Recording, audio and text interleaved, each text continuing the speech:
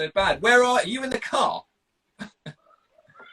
Yeah, so after this, I'm going to do my cardio. So I want to get back home before, like, 8 o'clock, have my food so I can get an early night. So I always just tie everything into one big wheel. This is what I like about you. This is what I need more of, I think. I need more structure and less chaos in my isolation schedule. But you know what it is? Chaos isn't always good. My life is full of chaos as well. Oh man, it's been a chaotic few weeks. How have you found the switch? I mean, as you said before, that you're a man that's used to isolation. So has this been a breeze? Yeah.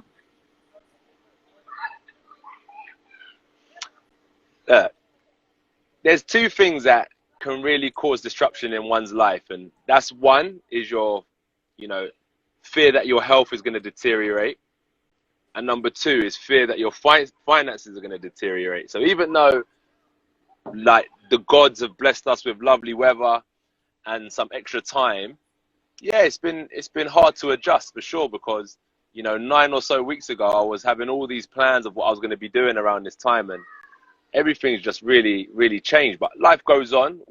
That's the thing about humans, good and bad. We just adapt to the worst situations, and that's why I think you see humans in the worst situation, and the human race don't really make it a priority to help other people, because we can see that they're adapting and they're coping in the worst situation. So COVID-19, I'm adapting, and the whole world is as well. Now, how is I know you got JJ there. How is homeschooling going? That's what I wanted to ask, because we found it quite spicy at the best of times. I'm not gonna lie to you. The first week I was super dad. You know what I mean? I was coming downstairs with my with my cape on, and then I got slapped with an invoice on my email with school fees, and I said, "Whoa! If I'm still having to pay school fees, then that means that these teachers best be doing their job as well." So, so the homeschooling got taken over a week or two in, but his mum does a great job. She's got him drawing, reading, and stuff like that. She does a great job with him as well. So what was, AJ, tell me what you had. As you said, you had plans. You were quite deep into your plans for a June 20th fight, I believe. It's obviously postponed now, but what is the road ahead for you in that regard? Do you know what? I couldn't even tell you. I wish I could. There's all these plans, right? I could tell you, we're going to do a small hall show. Me and Pulev are going to get tested, and that's what's going to make this fight happen. But then you see, gyms aren't even opening. And then you see, like, if Apple Shop opens, that you have to wear face masks. If I'm completely honest with you, until the government give it the go-ahead, I just don't see how it can work, unless we do one of these things where, you put a ring in a car park and cars can watch, and people can watch from their cars. Yeah.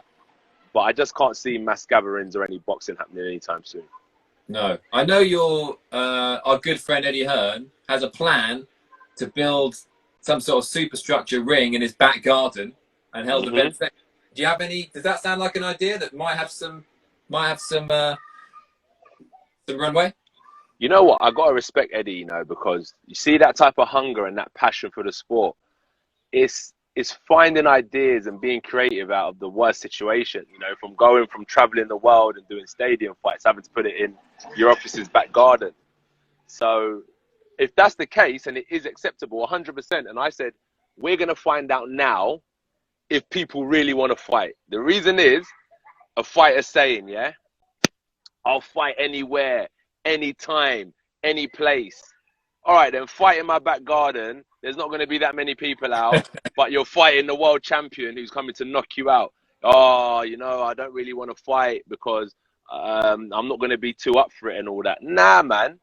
If the opportunity came up for me to fight today, I'm fighting fit and I'm ready. But if I have to wait, I'll wait, and I'll play my part as well and follow the guidelines. Absolutely. Now, listen, I'm going to just cut to the chase and ask what everyone has been talking about, of course, and you knew I was going to bring this up. I'm single.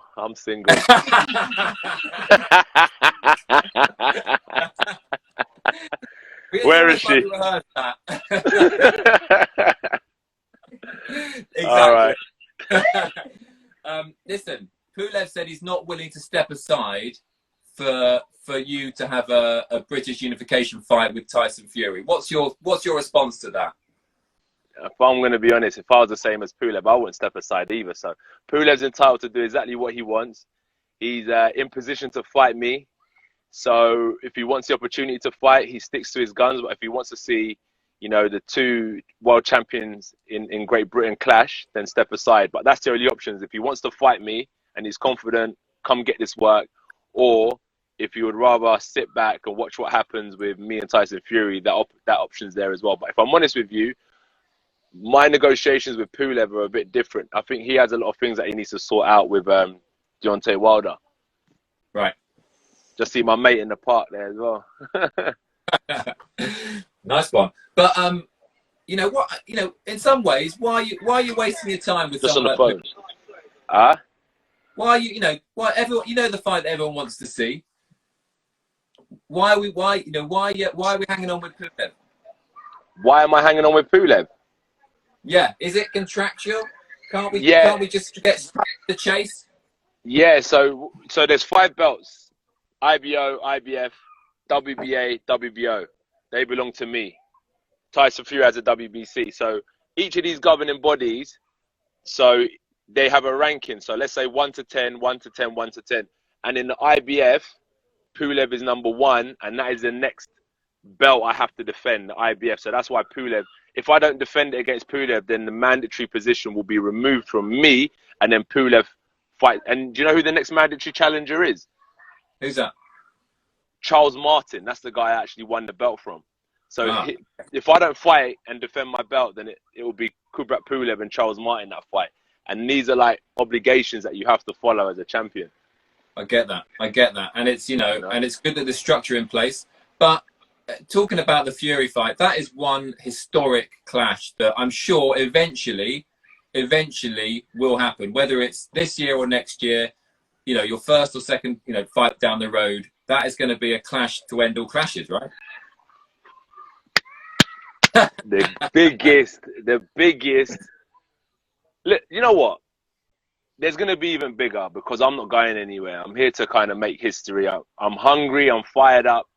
Fury's just another opponent at the end of the day. Yeah, it's going to be big for everyone else, but I got to keep myself together. And I'm looking at Fury like he's just another fighter. But trust me, in terms of the spectacle, the trash talking, 2 juggernauts coming together, I can't wait. Like I've tasted what being at the top of the mountain feels like, and I've tasted what being knocked off that mountain feels like, and I've climbed my way back up. And whoever steps in front of me now will know I ain't looking to go back down.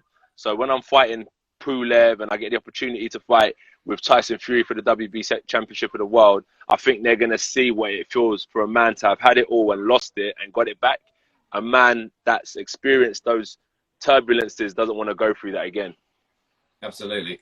Going back to that second fight with RUIZ, the first fight where you hit a hiccup, the first in your career. That's that third round where you went down twice. How do you come back from something like that? I'm gonna go on a walk because there's in the car park. There's a few cars pulling up, so we're gonna go on a walk and talk. Okay, let's go for a walk. Why not? So how do I pull back from that in that third round in Madison Square Garden? Yeah. Whereas when you got knocked out in 43 seconds. You knocked him out. Excuse me. I was gonna say. Oh, I dare. And about 1 minute 23 in, you went down, and then again 3 minutes in, you went down. Now you look shaken, AJ. I have to say that's the most shaken I've ever seen you look. Well, do you want the excuse or do you want the reality? I want the reality. Come on, man. I got beat. I was shook. Everything that you saw in that fight was what I was going through. It's tough. It's a hard game. I got beaten to a pulp, and I had to kind of pull myself back together. And that's just how it went. And now they're going to see the rebirth of me because, everyone writes me off in this boxing division. Everyone wants to write me off, but I believe that I'll go down as, this generation's great. And that's what I'm destined to do. So what I went through then, not seeing everyone. What are you saying? Yeah, in the car park. Nice. Yeah. Yeah, so that's it. That's what I went through. I got beaten up and I got to deal with it. And so you have to take it on the chin. That's life for you. Do you know what I mean? And you got to Yeah. keep on moving forward, even when the What? whole world's against you. Well, you mentioned that after that fight, a few people wrote you off, certainly in the industry. Hmm. Was that a surprise? How did that feel? You know what's good with me is that I always keep, like, I got my pals with me from when I was a kid. So I've never been one of these people that's like a celebrity brown noser, you know, trying to sit with the celebrities, because when your record selling #1, when your movie selling out in the theaters, and when you're knocking people out as a fighter, and all of a sudden it goes downhill, the celebrities are on to the next best thing. But when you're with your people who know you for you, like, nothing really changed within my circle. Like, when I was going home, I was still the same man, and when I was going to my gym, my local amateur club. But what I saw is that people in my industry that don't really know me, spectating from a distance, they're the ones who have a lot to say. But I say everyone's entitled to their opinion. I'm not saying that they're not, but I just know who I am, and no matter what anyone says about me, I think that as I'm getting older, I'm getting a lot stronger. I'm Yeah. becoming more like resilient, and no matter what anyone says to me, they'll never be able to break me. Was it hard when you were younger, I guess, when you're getting non-stop wins to acknowledge failure? But now I guess in some ways you know that's not failure, but that hiccup, to want of a better word, could maybe be the making of you. Yeah, like, I'll always say, like, in my life, I remember I used to watch all these like motivational videos in the morning, like, you've got to fail to know what it feels like. You gotta experience rain to know what sunshine feels. And I'll be like, I ain't lost. I don't know what that feels like. So they ain't talking about me. Like, I'm the, you know what I mean? And then I experienced what that was about, and I said, whoa. So that's what they're talking about. You have to go through these type of obstacles in your life in order to really experience what the top of the mountain feels like, what the bottom of the mountain feels like. Then you make the decision where you want to be. That's just the question. You have to make a decision where you want to be in life. And I just realized that, you know, with the odds against me, I know where I want to be. And that's why I'm just so motivated still and fired up to kind of claim my legacy in this Yeah. boxing world. Yeah. Listen, what is your training? How much has your training changed now in this particular pandemic? Is it much the same, or is it totally different? Is it you now work? You doing the Joe Wicks P lessons with us in the morning, AJ? You know what? I'm not gonna lie. I was gonna jump on YouTube and start giving people a couple burpees and press ups, but I said, you know what? That's not really what I'm here for. I'm here to fight. So I just kind of stayed in my lane. I watched from a distance. Joe Wicks, you know, even Tyson Fury, they're doing their workouts. They're doing a great job. But for me, in terms of my training regime, 100%, I stay consistent. The first 3 weeks, I kind of had to myself and my family. And then it's that intrinsic motivation where I got up and I said, this isn't the life of a top athlete. Yeah. You know, and I haven't just been like using the time to just go running and doing some press ups and, you know, looking like I'm trying to get my summer body for when the corona's over. I've actually been, you know, working on my timing, working on my balance, actually working to improve as a fighter, specific training. So I've been disciplined. I've had some fun, you know, and it's all good, man. I'm focused. How people have really, the Tyson Fury story, the comeback that he had. What did you think of that? Were you expecting that comeback, and AJ? Tyson Fury, you're either at the top of the ocean or you're drowning under it. I don't know.